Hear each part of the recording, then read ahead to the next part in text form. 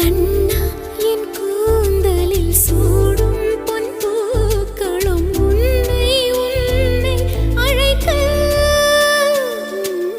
கண்ணே உன் கைவளை மீட்டும் சங்கீதங்கள் என்னை என்னை உடைக்க.